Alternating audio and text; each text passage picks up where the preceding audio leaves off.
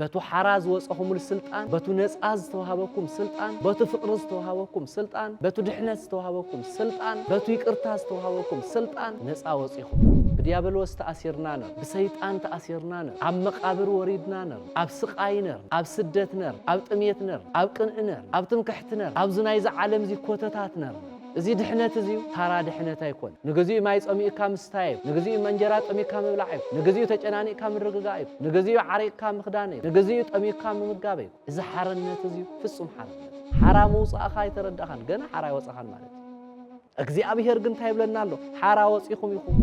በክርስቶስ ዝተረኸበ حرነት ተዘይተረዲኻዮ ተመሊስካና ምቁራን ምታዊታ ተተገሪዝካ حق ፈጺም ጋኻ ክጸድቕ ይኻይብልዎ እንተ ዘይተገሪዝካ ግን አይጸድቕን ይብሉ ተገሪዙ አይተገረዘን ስለዚህ ተገረስኩም አይተገረስኩም ንክርስቶስ ምንም በክርስቶስ ዝረኸብናዮ መንግስተ ሰማያት ነፃነት ዕረፍቲ ነተሐራ በምንታይ አይና ክንሕልዎ ተሐራ ሙፃ ነፃነት ነቱናይ ክርስቶስ ህይወት ዘሃበና መንገዲ በምንታይ አይና መሐለው ኣለዎ ምግራዚየ ብግዚየ ይኮነን በምንታይ ዳ አይሕሎ ይብለናሉ አይና አይ ነፃነት ፍቅሪ አይና አይ ነፃነት ሰላም አይና አይ ነፃነት የዋህነት አይና አይ ነፃነት ቅድስና አይና አይ ነፃነት ርህሩህ ምዃን አይና አይ ነፃነት ስለ ተሐደ ሐውካ ምሕሳብ አይና አይ ነፃነት ስነ ምግባር ትሕትና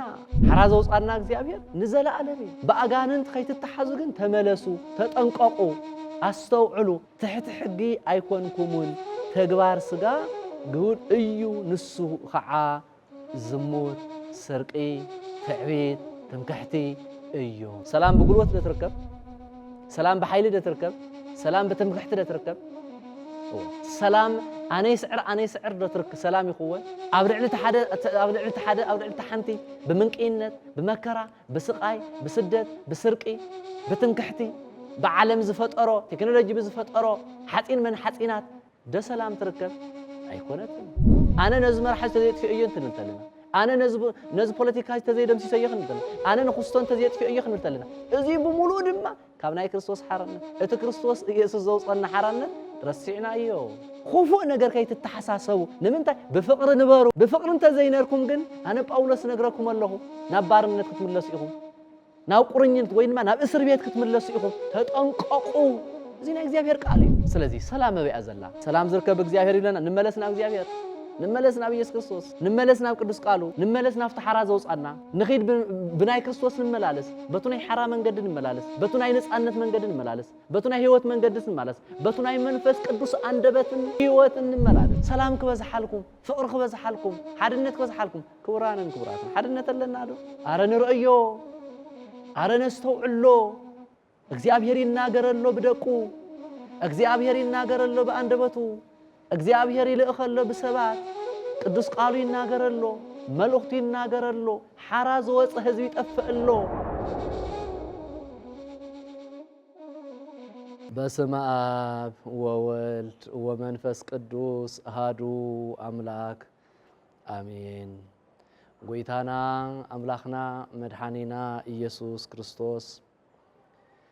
ናይ ነገስታት ንጉስ ናይ መራሕቲ መራሒ ናይ ዘመን ናይ ዘመናት ናይ ዓመታት ናይ ወርሓት ባራኺ ፈጢርካ ትገዝእ ንፍጥረትካ ትምግብ ሰላም ተወርድ ፍቅሪ ትዕድል ጎይታ እግዚአብሔር እዛ ሰዓት እዚኣ ሰላም ቀኒኻ ሰላም ተራኺብና ናይ እግዚአብሔር ቅዱስ ፈቃድ ናይ ባዕልኻ ኮይኑ መልእኽትኻ ክንምስክር ስለ ዘቕረብካና ክብርን ምስጋናን ንዓኻን ኣምላኽናን እግዚአብሔር ይኹን ነዚ ሚድያ እዚዩ ዘንቀሳቐሱ ደቅና ነዚ ሚድያ እዚዩ ናይ እግዚአብሔር ቅዱስ መልእኽቲ ኢሎም ዝከታተሉ ህዝበ እግዚአብሔር بجوج ويندما بنافقوت تسبيهم قالوا نخسمعو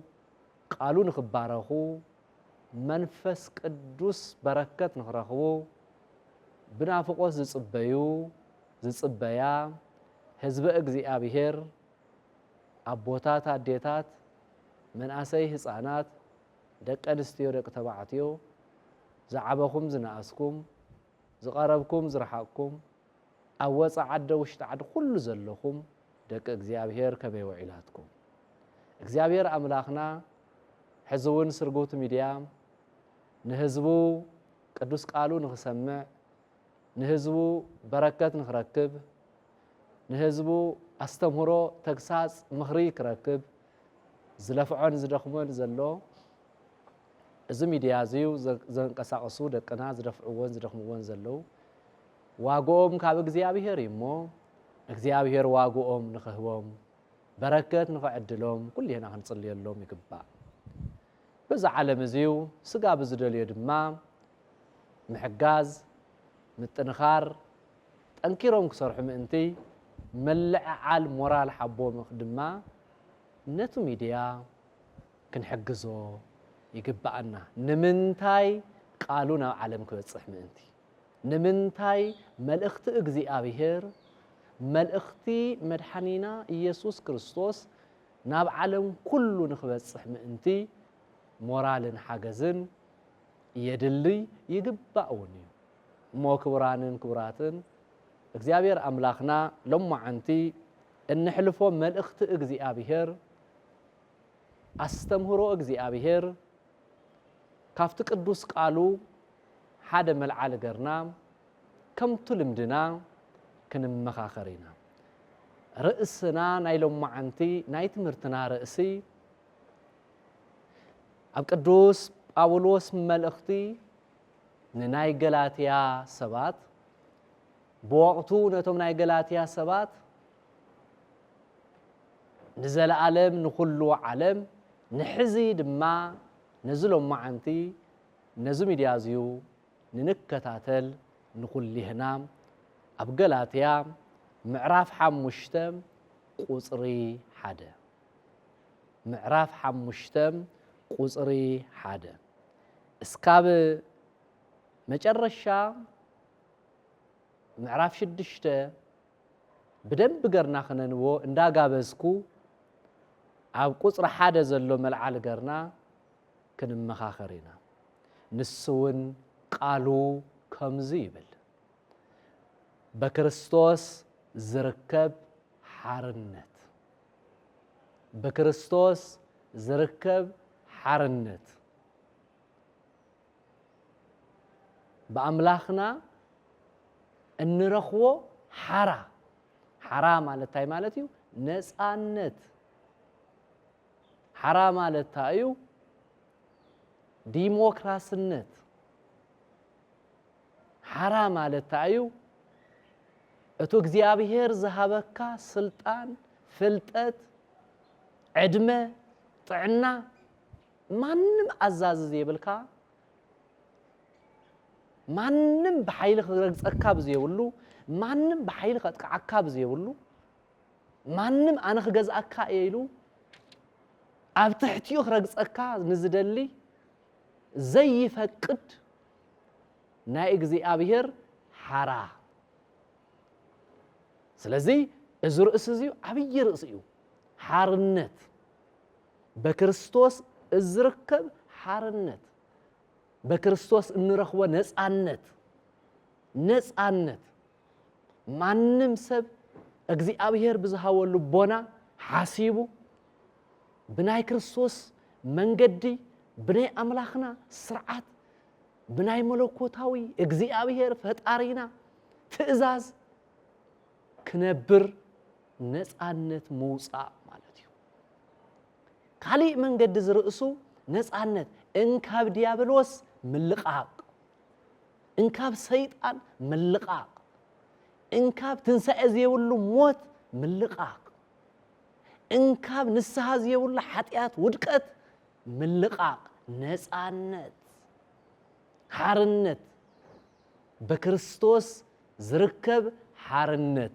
ስለዚ ዝዓብይ ርእሲ እዚዩ ህይወትና ዝምርምር ዝፍትሽ ርእሲ እዚዩ ርእሲ ገርና ናይ አምላኽና ናይ ጎይታና ናይ መድሓኒና ናይ ኢየሱስ ክርስቶስ ቅዱስ መንፈስ ምስ ኩልና ኮይኑ ክንመሃሃር ኢና እግዚአብሔር ምስኩን ሊሆን አይሆን ስለዚህ بحارነት ምእንቲ ክንነብር ክርስቶስ ሓራ አውጽኢና እዩ بحارነት ክንነብር ክርስቶስ ሓራ አውጽኢና እዩ ስለዚህ ጽንዑ መሊስኩም በርዑት ባርነት አይትቆረኑ በቱ ሓራ ዝወጽኹምል ስልጣን በቱ ነጻዝ ተዋሃበኩም ስልጣን በቱ ፍቅር ተዋሃበኩም ስልጣን በቱ ድሕነት ተዋሃበኩም ስልጣን በቱ ይቅርታ ተዋሃበኩም ስልጣን ነጻ ወጽኹም ይኹም ሓራ ወጽኹም ይኹም ካብ እስር ቤት ወጽኹም ይኹም ክቡራንን ክቡራት በዲያብሎስ ተአሲርና ነርና بسيطان تأثيرنا نرنا عم مقابر وردنا نرنا عب سقاي نرنا عب سدت نرنا عب تميت نرنا عب قنق نرنا عب تمكحت نرنا عب زنايز عالم زي كوتتات نرنا قويتانا ملاخنا مدحانينا إيسوس كريستوس كاب سمايات وريدو كاب دنقل ماريام مستولده عب قرانيو مسقل وعيلو ني عالم زل مكرا كله أوجدوا نزعنت أوجلنا بكريستوس زركب حرا بكريستوس زركب حرا سلازي إزو حارنت زيو إزي نزعنت زيو إزي فقر زيو إزي دحنت زيو دار ترى دحنت يكونن نجزي ما يسمي كام ستاي يكونن نجزي منجرات أمي كام بلع يكونن نجزي تجناني كام رجع يكونن نجزيو عريق كام خدانة يكونن نجزيو تأمير كام مجابة يكونن إذا حرنة تزيو فصم حرنة تيو نزل علم زنبر ناس عنة تيو زي لوت ناس عنة تيو كم زنا إذا علم زيو وسبسب ناس عنة أيكونن كم زنا إذا علم زي ناس عنة أيكونن إذا علم زيو توسنا عمتات سقايلو توسنا عمتات لما ناس عنة له توسنا عمد ديمقراطية الله توسنا عمد ما تساقط الله قل ما راح يساقطك قل ما راح يخبرك أيكونن مسجز خيد أيكونن فتصم ناس عنتيو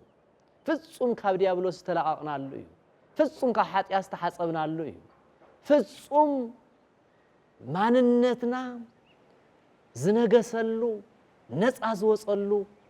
ፍቅሪ ምስ ክርስቶስ ፍጹም ድሕነት ዝረኸብናሉ እዩ ግን ጎይታና አምላኽና እግዚአብሔር ቅዱስ ጳውሎስ መልእኽቱ ወይ ድማ ንጳውሎስ ልኢኹን ትነግረና እንተሎ ግን ታይዝል ዘሎ ጽንዑ ተመሊስኩም ናብ ባርነት ከይተኣቱ በርትዑ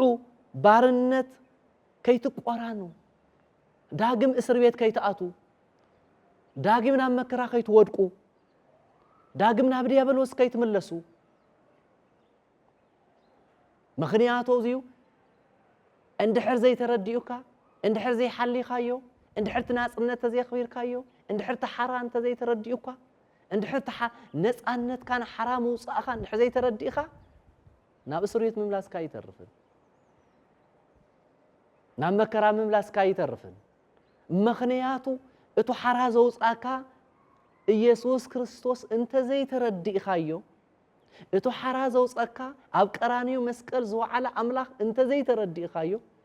እቱ ናይ ሓራ ኣምላኽ መን ምዃኑ እንተ ዘይተረዲእኻዮ ከቢድ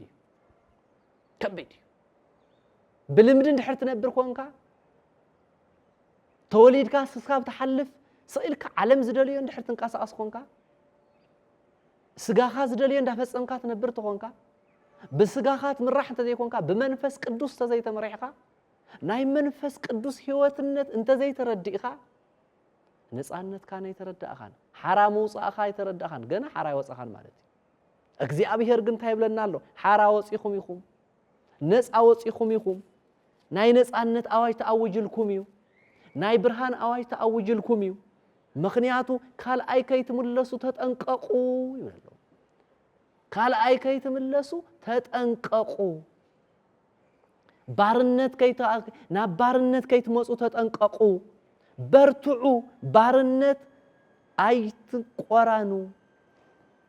ከይትእሰሩ ተመሊስኩም ብምንታይ ምእሰር እዩ እቱ ናይ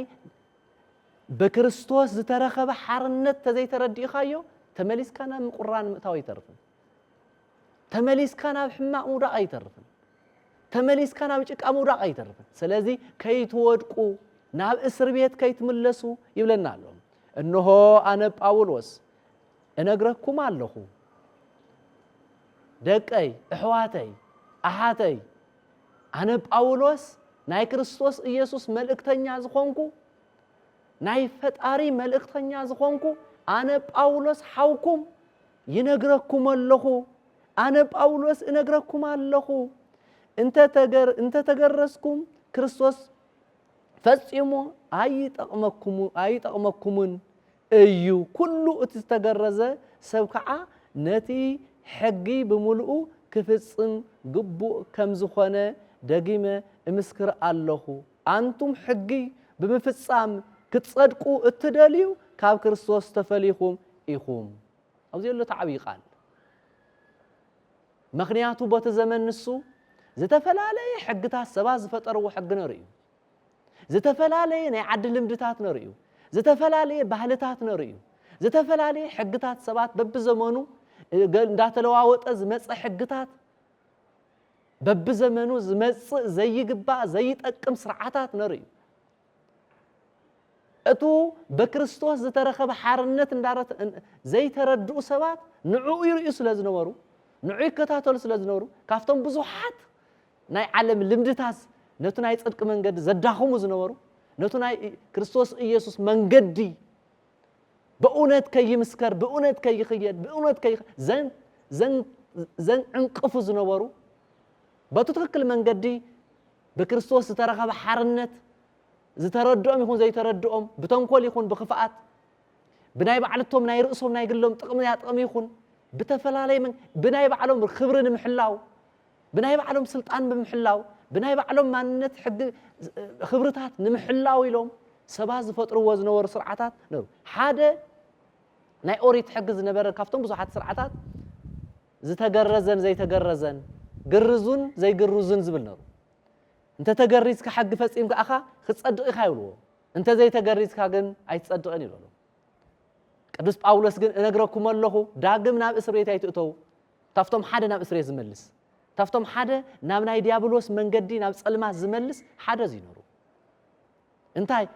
ተገሪዙ ኣይተገረዘን ዝብል ስለዚ ተገረዝኩም ኣይተገረዝኩም ንክርስቶስ ምንም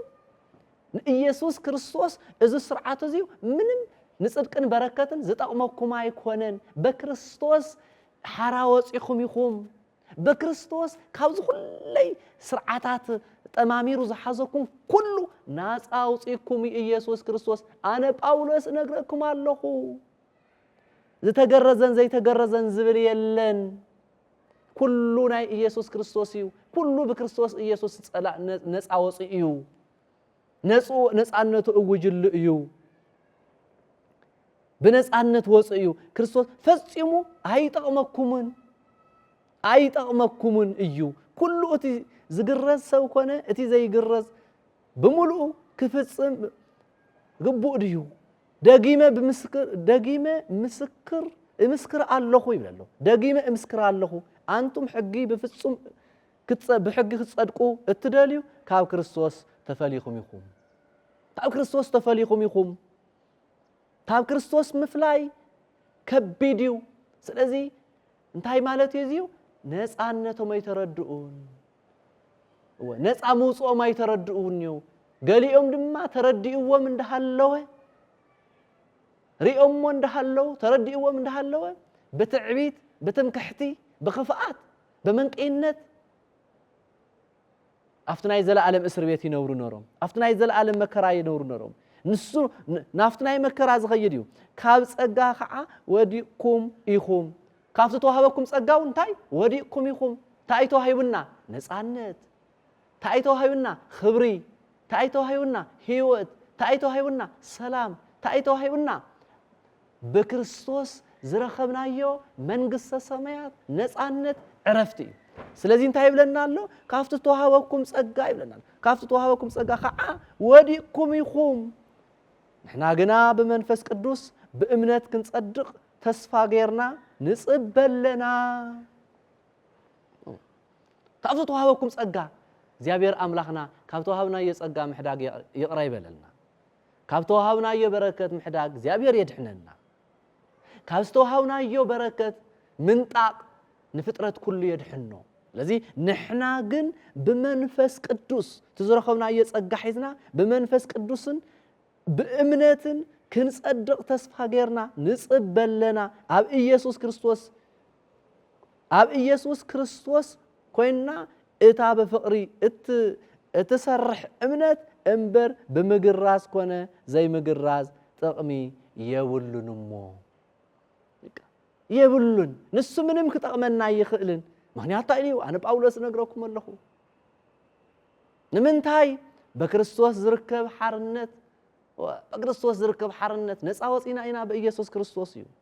ስለዚ በቱ ናይ መንፈስ ቅዱስ መንገዲ በቱ ናይ መንፈስ ቅዱስ ፍሬ ክንመላለስ ኣለና ስለዚ ነቲ ሓራ ብምንታይ ኢና ክንሕልዎ ነቱ ሓራ ምውፃእ ነቲ ነፃነት ነቱ ናይ ክርስቶስ ህይወት ዝሃበና መንገዲ ብምንታይ መሐለዎ ኣለዎ ብምግራዝየ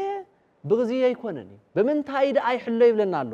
ብናይ መንፈስ ቅዱስ ህይወትነት አሚንና ብናይ መንፈስ ቅዱስ ሰላም አሚንና ብናይ መንፈስ ቅዱስ ጽንዓት አሚንና ብናይ መንፈስ ቅዱስ ህይወት ተረዲእና እንተነርና እቶም ናይ መንፈስ ቅዱስ ፍሬ እንዳሰራሕና ብናይ ክርስቶስ ነፃ ወይን ድማ ዝርከብ ሓርነት ምንባር ይከኣል ታዮም ንሳቶም ናይ መንፈስ ቅዱስ ህይወትነት ወይን ድማ ፍሬን ታዮም ኣሚጥዎም እግዚአብሔር ኣሕዋተይ ንስኻትኩም ሓራ ክትኮኑ ኢኹም ዝተጸዋዕኹም ግና ሓርነትኩም ንስጋ ምኽንያት ኣይሃብ ግና ንስኻትኩም ብፍቕሪ ከም ባሮት ኩኑ ሕጊ ብምሉእ ሃብቲ ንብጻይካ ከም ነፍስኻ ኣፍቅራ ለዚ እንታይ እዩ ኣየና ኣይ ነፃነት ፍቕሪ ኣየና ኣይ ነፃነት ሰላም ኣየና ኣይ ነፃነት የዋህነት ኣየና ኣይ ነፃነት ቅድስና ኣየና ኣይ ነፃነት ርህሩህ ምዃን ኣየና ኣይ ነፃነት ስለቲ ሓደ ሓውካ ምሕሳብ ኣየና ኣይ ነፃነት ስነ ምግባር ትሕትና ይኸፍአ ምትሕግጋዝ ስለዚ ክርስቶስ ኢየሱስ ብፍቕሪ ክንነብር ሙሉእ ፍቕሪ ሂቡና እዩ ሙሉእ ፍቕሪ ንዘለዓለማዊ ፍቕሪ ንመዓልትታት ኣይኮነን ንዓመታት ኣይኮነን ነዝማናት ኣይኮነን ንዘለዓለም ሓራ ዘውፃና እግዚአብሔር ንዘለዓለም እዩ ግን እንታይ ኢሉና ኣለው እዚ መጠንቀቕታ ጳውሎስ ግን ተጠንቀቁ ግን ናፍቲ ናይ ዘለዓለም መከራ ዝነበረ ጸልማት ከይትምለሱ በአጋንንት ከይትተሓዙ ግን ተመለሱ ተጠንቀቁ ኣስተውዕሉ እቱ ሓራ ዝወፃኹሞ ዕድል ሃፍቲ ተረድኡ ካብኡ ከይትወፁ ካብቱ ናይ ሓራነት መንገዲ ከይትወፁ ይብለና መን እግዚአብሔር ኣምላኽና ስለዚ እንታይ እዮም እዚኣቶም እቶም ናይ መንፈስ ቅዱስ ፍረ እዮም እቶም ብመንፈስ ቅዱስ ፍረ ተባሂሎም ዝተቐመጡ እዮም እቶም ናይ መንፈስ ቅዱስ ፍረታት እዮም ነትሳቶም ድማ እንታይ እዮም ፍቕሪ ብምንባር እዩ ፍቕሪ ኮይልዎ መጨረሻኡ መግለጽ እንታይ እዩ ፍቕሪ እንታይ ንብጻይካ ከም ነፍስኻ ኣፍቅር ቢጸካ ከም ነፍስካ ንሓውካ ከም ነፍስኻ ምርኣይ ንሓውካ ከይስደድ ንሓውካ ከይፈናቀል ንሓውካ ከይጠሚ ንሓውካ ከይጸምእ ንሓውካ ተስፋ ከይቆርጽ ካብቱ ናይ ኢየሱስ ክርስቶስ ነፃነት ከይጠፍእ ካብቱ ናይ ኣምላኽ መንገዲ ከይተሓናኾል ስለዚ እንታይ ኢሎ ብነፃነት ረእዮ ሓራ ወፂኻ ብኢየሱስ ክርስቶስ በክርስቶስ ዝርከብ ሓርነት በክርስቶስ ዝርከብ ነፃነት ሰላም ስለዚ ናይ ዚኣቶም ነንባዕልኻ ምትሕግጋዝ እዩ ነንባዕልኻ ምትሕልላ እዩ ነንባዕልኻ ምርህራህ እዩ ነንባዕልኻ እስኻ ተሓነስ ኣነ ክሕግዝ ትሕትና እዩ ስነ ምግባር እዩ ዚኣቶም እዮም ናይ መንፈስ ቅዱስ ህይወት ብመንፈስ ቅዱስ እቶ ናይ ህይወት ዝኾነ መንፈስ ቅዱስ እቶም ናይ ፍቕሪ ስራሓት ክንሰርሕ ተለና እዩ ሓርነትና ዝግበር ኣነ ግና ብመንፈስ ተመላለሱ ድልየት ስጋ ከዓ ኣይትፈጽሙ እብለኩም ኣለኹ ትምኒት ስጋ ምስ መንፈስ መጻረርቲ እዮም ትምኒት ስጋ ምስ መንፈስ መጻረርቲ እዮም ብምንታይ መጻረርቲ መንፈስ ከዓ ምስ ድልየት ስጋ መጻረርቲ እዮም ስለዚ ነቲ እትደልይዎ ምእንቲ ከይትገብሩ ክልቲኦም መጻረርቲ እዮም ብመንፈስ እንተ ተመሪሕኩም ግና ትሕቲ ሕጊ ኣይኮንኩምን ተግባር ስጋ ግሁድ እዩ ንሱ ከዓ ዝሙት ስርቂ ትዕቢት ትምክሕቲ እዮም ብመንፈስ ቅዱስ እንተ ተመሪሕኩም ሓርነትኩም እንድሕር ተረዲእኩም ነፃ ምውፃእኩም እንድሕር ተረዲእኩም መንፈስ ቅዱስ ህይወትኩም ምዃኑ እንድሕር ተረዲእኩም ግን ካብዞም ኩለይ ናይ ትምክሕትታት ዝበሃሉ መንገዲ ወፂኹም ኢኹም ካብ ምግራዝን ዘይምግራዝን ዝብል ሓልዮት ስቃይ ወፂኹም ኢኹም ነፃነትኩም እውጅኩም ኢኹም እቶም ሰናይ ምግባር ግን እንድሕር ለቂቅኩሞም ግን ዳግም ናብ መቁሕ ከይተኣቱ ተጠንቀቁ ዳግም ናብ መቁሕ ከይተኣቱ ተጠንቀቁ بمنفس ننبر انت دعا كوينا انت ايو فتوتن دليتون لقيقهم ايوم بمنفس ننبر انت دعا كوينا بمنفس نمرح بمنفس ممرح انت ايو كبراتن استوزين رؤيو بمنفس ممرح انت ايو استناب هيوتنا استنمصا استناب بعلتنا استنمصا بمنفس اندحر تمرحنا اتو ناي بكريستوس زركب حرنت نصانت حرام مخان نصا مخان فصم هيوتكم مساخاتكم يو مخنياتو بكريستوس حراوصيكم يخم ناي كريستوس حرام وصاكم دما ترديكم يخم بستفلالي ناي زعلن وطاورد ناي سغاكم دليت سغاكم تئززكم سغاكم تشغركم سغاكن تشغركن تጨናነቀكن كل ترديكم مؤخم ازيز تردؤ دما بمنتاي زخدي بلنا الله بمنفس قدوس يزمراح منفس قدوس دما نا منتاي زوسدكا نا فقري منفس قدوس دما نا منتاي زحزكا زوسدكا نا برهراهي منفس قدوس دما نا منتاي زوسدكا نا ننعلخا متحققاز منفس قدوس دما نا منتاي زوسدكا نا بيقر مبال منفس قدوس دما نا منتاي زوسدكا نا بتحتنا منفس قدوس نا منتاي زوسدكا نا بتنكحت زي كونس نا بتحتنا ስለዚህ በመንፈስ ቅዱስ እንድሕር ተመሪሕና ናይ መንፈስ ቅዱስ መንገዲ እንድሕር ተረዲእና ያው ነፃነትና ወይ ድማ በክርስቶስ ዝተረኸበ ሓርነት ተረዲእና ኣለና ማለት እዩ ስለዚህ ክብራትን በዚ መንገዲ እዚዩ ክንርድኦ ይግባአና እዩ እዚ መንገዲ እዚ እንድሕር ዘይተረዲእና ግን ብስጋና እንዳተኣዘዝና ከይንጠፍእ ምጥንቃቅ የድልየና እዩ ካሊእ መንገዲ እውን ሮሜ 5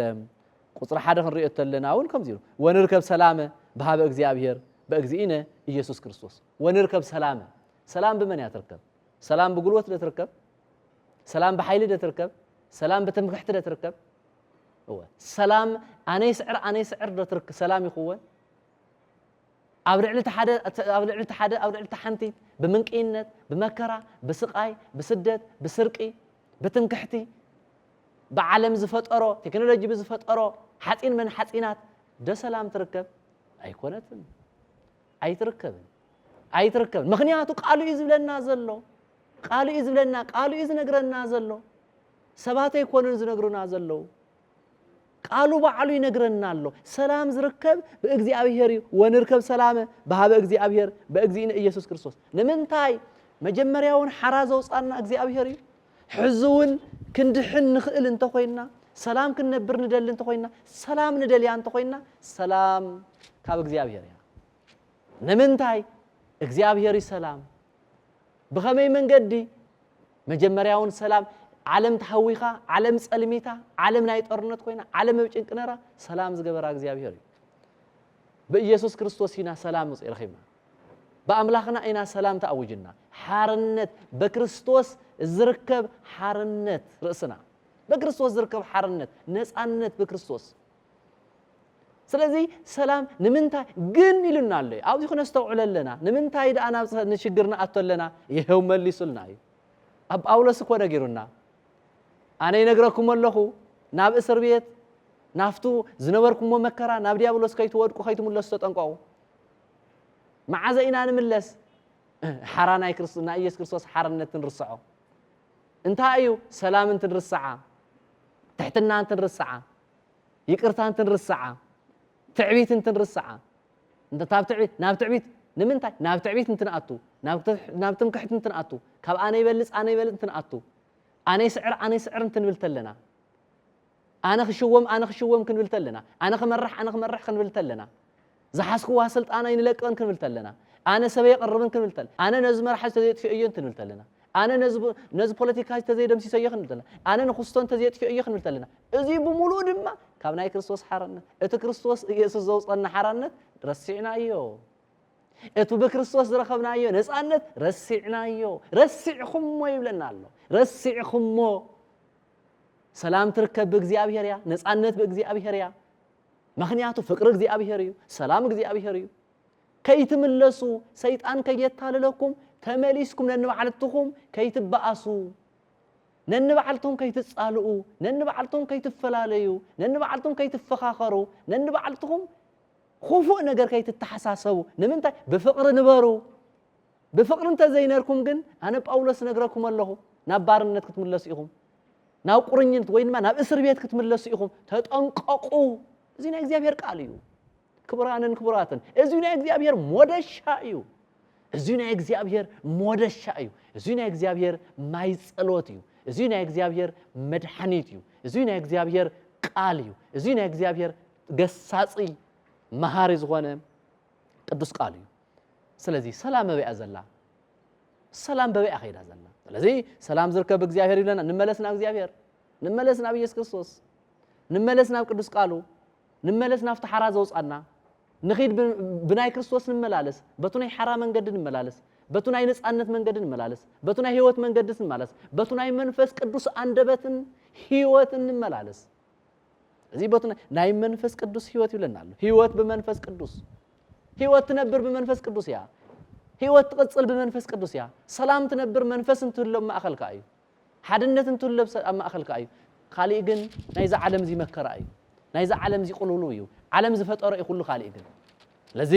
በፍቅሪ ንበሩ ይብለና ኣሎ ድማ ሰላም ድሕር ትደሊኹም ሰላም ዝርከብ እግዚአብሔር ይብለና ኣሎ እግዚአብሔር ምን ትነፃነት ዘውፀልና አምላኽ እዩ ነፃ ዘውፀና አምላኽ እዩ ስለዚ ናይ አምላኽና ናይ እግዚአብሔር ክንረአ ኣለና ኢሳይያስ ትንቢተ ኢሳይያስ ምዕራፍ 32 ቁጽሪ 17 ከምዚ ይብል ይከውን ሰላም ወምግባረ ጽድቅ ሰላም ዝኸውን በእግዚአብሔር እዩ ሰላም ዝኸውን በቱ ነፃ ዘውፃና ኢየሱስ ክርስቶስ እዩ ወካይበ ይከውን ሰላም ወምግባረ ጽድቅ ወበትህ ጽድቀ መካነ ምዕራፍ ወይትየከሉ በቱ እስከ ለዓለም አዎ ሰላም እዩ ሰላም ዝኸውን በእግዚአብሔር እዩ ሰላም ኮን ተኮይኑ ድማ ናይ ጽድቅ ስራሕ ብምስራሕ እዩ ብናይ ጽድቅ መንገዲ ብምምላስ እዩ በቱ ናይ ነፃነት መንገዲ ብምምላስ እዩ በቱ ናይ ሰላም አዋጅ ምምልላስ እዩ ሰላም ክርከብ ዝኽእል ይብለና ኣሎ ኢሳይያስ በኻሊ መንገዱን ሮሜ ምዕራፍ 15 ቁጽሪ 13 ምዕራፍ 15 ቁጽሪ 13 ወእግዚአብሔር አምላከ ተስፋ ይፈጽም ለክሙ ኩሎ ፍስሃ ወሰላም በአሚን ከመ ያብዝህክሙ ሰላም ከበዝሓልና እንተ ደልዩ በኢየሱስ ክርስቶስ እዩ ሰላም ክመጽእ ዝኽእል በእግዚአብሔር እዩ ሰላም ክበና ዝኽእል ተስፋ ዝበሃል መንግስት እግዚአብሔር ኣለና እዚ ተስፋ ገርና ንጽበዮ ክስካብ ሞትና ድሕሪኡ ቅድሚ ሞትናውን ሰላም ድሕሪ ሞትናውን ህይወት ኣብ እግዚአብሔር ንነብረሉ በእግዚአብሔር እዩ ምእንቲ ክበዝሓልኩም ምእንቲ ወይፈጽም ለክሙ ኩሎ ፍስሃ ወሰላም በአሚን ከመ ያብዝህክሙ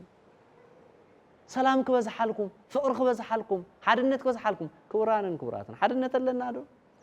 ሰላም ዲ በዝሕልና ዘሎስ ጽልኢ ፍቅሪ ዲ በዝሕልና ዘሎስ ምፍልላይ ምቅርራብ ዲ በዝሕልና ዘሎስ ምርሕሓቅ ምፍንቃል ዲ በዝሕልና ዘሎስ ምትእኽኻብ አረ ንርእዮ አረ ነስተውዕሎ እግዚአብሔር ይናገረሎ ብደቁ እግዚአብሔር ይናገረሎ በአንደበቱ እግዚአብሔር ይልእኸሎ በሰባት ቅዱስ ቃሉ ይናገረሎ መልእኽቱ ይናገረሎ ሓራ ዝወፀ ህዝቢ ይጠፍአሎ በክርስቶስ ኢየሱስ ሓራን ነፃነትን ዝተአወጀሉ ህዝቢ በዝናይ ዓለም እዚ ሕልኽልኽ يطفئلو يرحقلو ናብ ጸልማት ይኸደሎ ናብ መከራ ይኸይደሎ ኣብ መከራ ይወድቀሎ እዚ ህዝብ እዚ ክቡር ህዝብ እዩ ክቡርነትና ምፍላጥ የድሊ መን ዋጋ ከም ዝኸፈለልና ምፍላጥ የድሊ መን ነፃ ከም ዘውፃና ምፍላጥ የድሊ መን ቤዛ ከም ዝኾነና ምፍላጥ የድሊ መን ሓርነት ከም ዘውፃና ምፍላጥ የድሊ ስለዚ ክቡራንን ክቡራትን ክነስተውዕሎ ይግባአና ከም ቃሉ ክንከድ ይግባአና ሓርነትና ነፃነትና ክንሕሉ ይግባአና ማንም ይሕልወልናን ተሓደ ሰብ ናፍተ ሓደ ሰብ ኢዱን ተሰንዘረ ተሓደ ኣማንን ተሓደ ኣማንን ተሓመየ እንተ ተጻረፈ ተሓደ መራሕነ ተሓደ መራሕን ተተሓማመየ ኣብ ዓለም ይሃሉ ቤተ መንግስት ኣብ ቤተ ክርስቲያን መንፈሳዊ ይሃሉ ሁሉ ኣብ ቅድሚ ኢየሱስ ክርስቶስ ንኹልየና ይሓራውፂና ነቲ ሓደ ፍርቅ ነቲ ሓደ ሙሉእ ይሃበናን ንኹልየና ነፃነት ሂቡና እዩ ንኹልናና ሰላም ኣውጅልና እዩ ፍቅሪ ዝበሃል መእሰሪ ዝዓበየ ስርዓት ድማ ፍቅሪ ሂቡና እዩ ፍቅሪ ይንበርኩም ነቲ ኩሉ መእሰሪኡ ነቲ ነፃነትን ሓራነትን ፍቅሪ ይብለና ኣሎ ፍቅሪ ኮ ይተሳይኑ ሰላም ኮ ይተሳይኑ ና ኢየሱስ ክርስቶስ ዝወፅናሎ ሓራ መንገዲ ኮ ኢና ስሒትናዮ ኮ ኢና ወይ ንረአዮ እምበር ነስተውዕሎ እምበር ልምደይ ንግበሮ በእውነቱ ናይ እግዚአብሔር ቃል ሰሚዕና ነስተውዕሎ ህዝበ እግዚአብሔር ደቂ እግዚአብሔር ኮ ኢና ደቂ ሰላም ዝኾነ አምላኽ ኮ ኢና ደቂ ፍቅሪ ዝኾነ አምላኽ ኮ ኢና ደቂ ይቅር ዝኾነ አምላኽ ኮ ኢና ደቂ ሓድነት ዝኾነ አምላኽ ኮ ኢና ለዚ ቅዱስ ጳውሎስ ተጠንቀቁ ይብለልና ኣሎ ንዓይና ዓኻትኩም ተጠንቀቁ ተመሊስኩም ናፍታ መከራ እስር ቤትኩም ከይትኣቱ ይብለልና ኣሎ ኣቲና ኢናኛና ኮ ሆይለ ኣብ መከራ ኮ ኢና ዘለና ንምንታይ ብቃሉ ይከድናን ብሰላሙ ይከድናን ብፍቅሩ ይከድናን ያ ለዚ እቱ ተስፋት ትገብሩሉ ድሕሪ ዚውን በእግዚአብሔርን ወእግዚአብሔር አምላከ ሰላም አምላከ ተስፋ ይፈጽም ለክሙ እቱ ተስፋ ትገብሩሉ ዝፈጽመልኩ እግዚአብሔር ማንንም ዝፈጽመልና ነገር የለ ማንንም መራሒ ይፈጽመልና ዝፈጽመልና እግዚአብሔር እዩ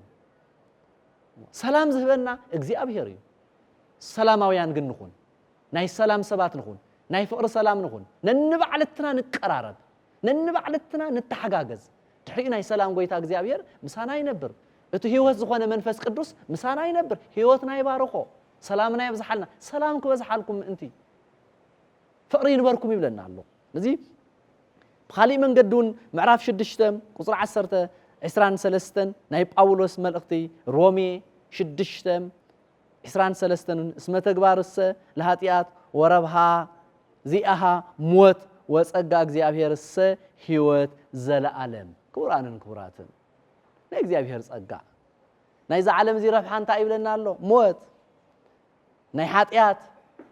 ናይ ክፍኣት ናይ ትዕቢት ናይ ትምክሕቲ ናይ ምፍልላይ ናይ ምርሕሓቅ ናይ ምጭኽኻን ውጽኢታ እንታይ ይሉና ኣሎ